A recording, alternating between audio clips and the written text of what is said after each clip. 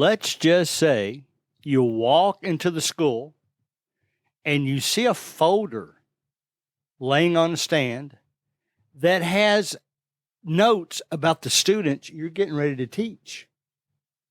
Do you read them? Or what if the teacher left you those notes out on purpose so that you could read them? Do you read them or do you ignore them? I'm going to try to argue both sides of that based on my experience the last 4 years. So it's September 12th, 2023. This is Greg Collins, Substitute Teachers Lounge.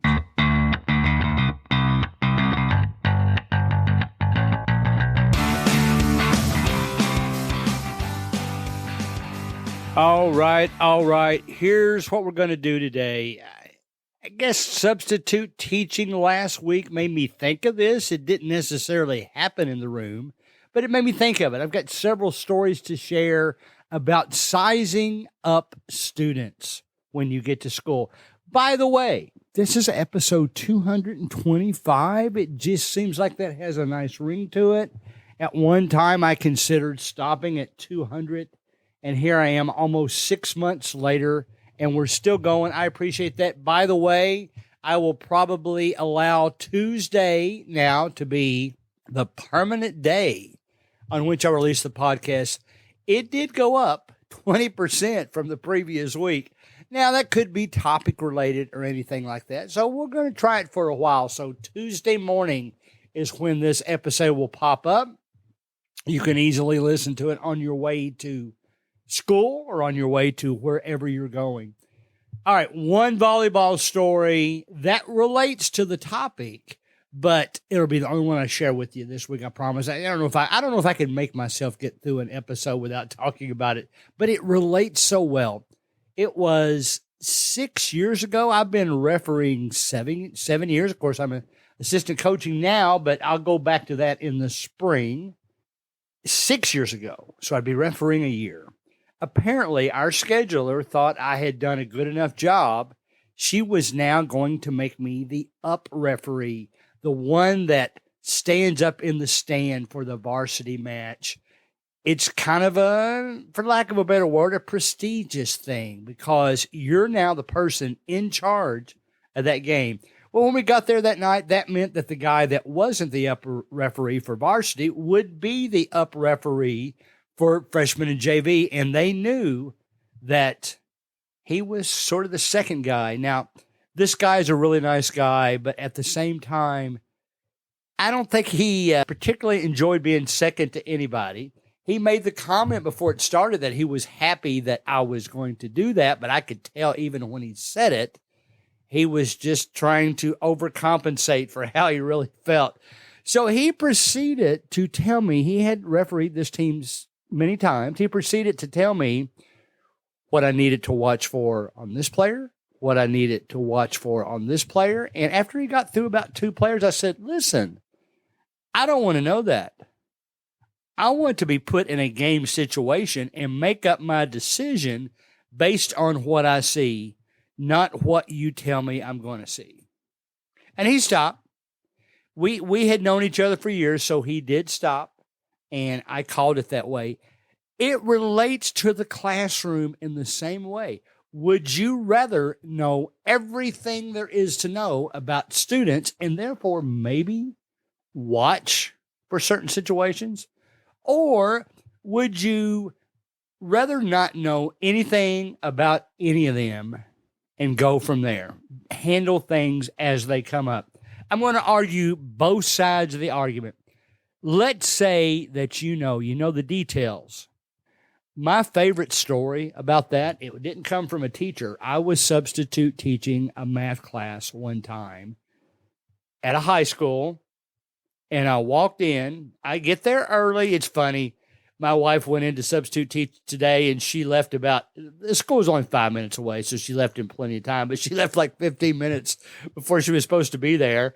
And I'm just the opposite. I like to be there a half an hour early. Doesn't make either one of us any worse than the other, but it's funny how different people, including regular teachers, I'll see teachers walking down the hallway all the time about 5 minutes before class is supposed to start. So I just thought that was a funny observation. But anyway, this class, they had a substitute teacher the day before. The teacher just left scathing notes about every class. One class in particular, she just basically talked about how one really big guy was mean to her and so on and so on. And, I overassumed. I think it was a lady that left these notes. I don't know that for sure. You can't tell with names anymore. But I said, all right, I'm going to take that class and I'm going to tell them, listen, I was honest. I said, listen, the sub yesterday wasn't real happy with this class. Here's what I'm going to do. I always like to leave notes at the end of the day, not about the bad stuff, but about who was the best class of the day. I've told you guys that before. So I told them, all right, I want it to be this class. I didn't come right out and say, give them information off of that confidential report, but I did make sure that I met the student that she had talked about specifically. And, he was a big football player, but, I would describe him more like a teddy bear. He was a nice guy. So I told them that I had a goal of making them the best class of the day. I wanted them to be the best class of the day. In fact, I said, if you guys do a good job of it, I might let one of you students, write up what I'm going to leave for the teacher, and then I'll sign it. Well, they took that as motivation. I don't know if anybody had ever gave them that opportunity. And sure enough, one of the best classes I ever had. I would joke around with them. We would have some fun with things that were in the classroom. I've kind of gotten a bad habit. One of my pet peeves is spelling. So I've been known to, when a teacher has written something on the board, maybe from the day before, and I see a spelling error, I'll just ask them, do you see a spelling error up here? And I said, don't tell the teacher. Now, they probably told her anyway. But I don't know. It's just one of my pet peeves. So I'll tell them that. Just things I saw around the classroom. They were legitimately. Now, if I would have told them, I said, guys, you did well, but I'm not sure you're worthy of my best class of the day. That wasn't the case. They were legitimately the best class of the day. So I let one of the students write it up. They were very sincere about it. They mentioned some things that they could have done better. They mentioned that they enjoyed having me in the room, which made me feel good. And I was able to leave a glowing review of that class for that teacher when the previous substitute teacher had done just the opposite. That's just me. You're going to be faced with situations where you size up students. You're going to hear teachers talk about students. In fact, I mentioned this last week. You'll see a teacher single out a student when other students will do the same thing, were doing the same thing, because they had been troublemakers before, right? So it doesn't matter whether you want to size up students or not when you go in the classroom. You will. It's just called human nature. Here's what I've found out works well. I do mainly high school now. The thing that popped into my mind is they're allowed to bring in snacks, to bring in soda, water, whatever, into the classroom and eat it during class. And I have no problem with that either. And one of the conversations I've had with a student, I saw them bringing a big bag of Takis, Takis. I assume you know what that is. It's a very spicy corn snack, which I love as well, although I can't eat as many of them as I used to be able to, or my heartburn will let me know about it usually the next day. But very tasty, very good pepper flavor. And I'll just ask them, I might break, it's kind of like breaking the ice. I might just say, are you going to eat that whole bag today? And they kind of consider it bragging if they say yes. Just starting with a conversation like that, or maybe you see somebody drawing and saying, do you like to draw? Maybe you see an area of the classroom where it looks like the more talkative students have congregated to show off to each other, perhaps. Well, walk over there and give them some kind of crazy story about yourself to just kind of let them know, I see you over here. I could look towards you and say, you might create potential problems for me today. And instead, I will poke fun at the very problem, perhaps talking, that I expect you to be involved with. I might go over and say, I can out-talk any of you in the room. Now, that backfires a lot, so I don't say that as much as I used to, because they might actually take that on as a challenge. But here's the deal. You're going to size up students when you walk in. I would encourage, always get to class soon enough that you can at least see some of the notes that the teacher left. Just thought of another story, and I'll tell you what I did here. Most of you call the internal in-school suspension ISS. Most people call it ISS. I had a teacher once who was a very good friend of mine. I knew her from church and other activities as well. And she said, now this gentleman here, you probably won't, she was pointing to the roster. She's getting ready to leave for the day. She said, you won't have him in class. He's in ISS. Well, it turns out his ISS was over the previous day. And instead of looking towards him as a student, I really needed to keep my eye on. First of all, I didn't really see that. I could see maybe he might be upset. He could be upset quickly, but I made a comment to him that made him realize that I knew he had been in ISS, but I was very friendly with him. And it just so happened that this period was one in which lunch took place.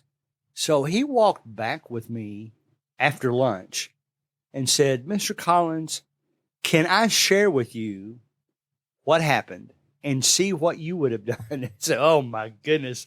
Well, it turns out he punched a kid in the shoulder, which obviously requires some disciplinary action.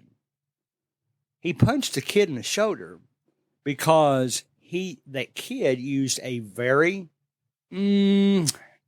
vulgar word about his girlfriend.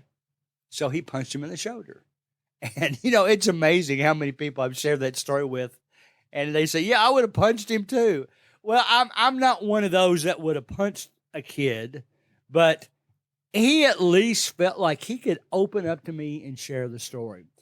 I guess what I'm saying in all this, you could react two ways. The two sides of the argument are you could see notes about students and ignore them, or you could seek out notes about students so that, I don't know, that's almost paranoid to me that you go in dreading that you've got a certain student in class.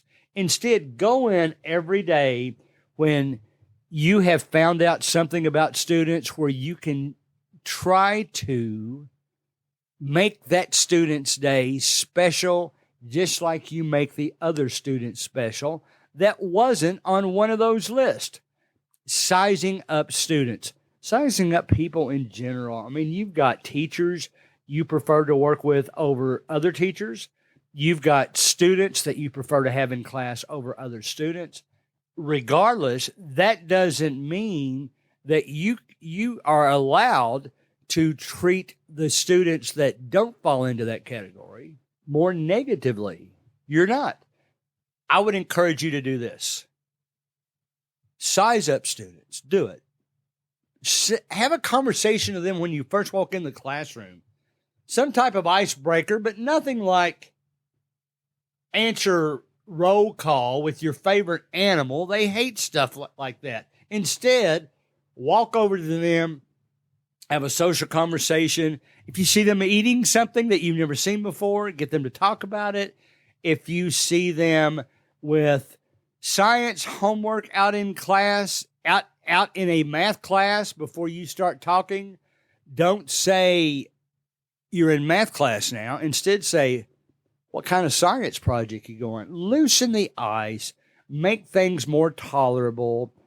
A lot of them love being at school. A lot of them think that school is just a chore. You're going to run across students that aren't particularly motivated to do anything. But yet, you still owe it to them to make the best of your time in the classroom.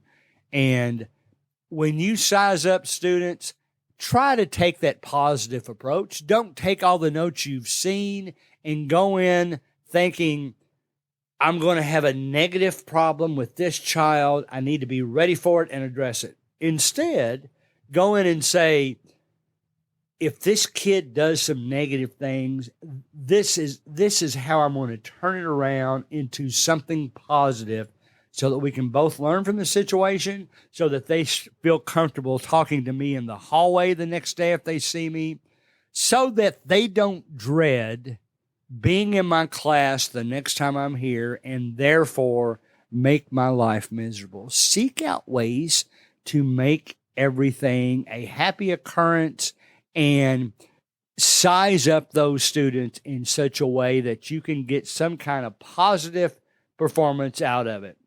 So we'll see you next week. I am still trying to put together some ways in which I can interview students. I'll probably end up doing it in pieces and then editing those together. But either way, it's always good to know what students think would be the perfect substitute teacher, or funny things that they've seen substitute teachers do, all that kind of stuff. All right.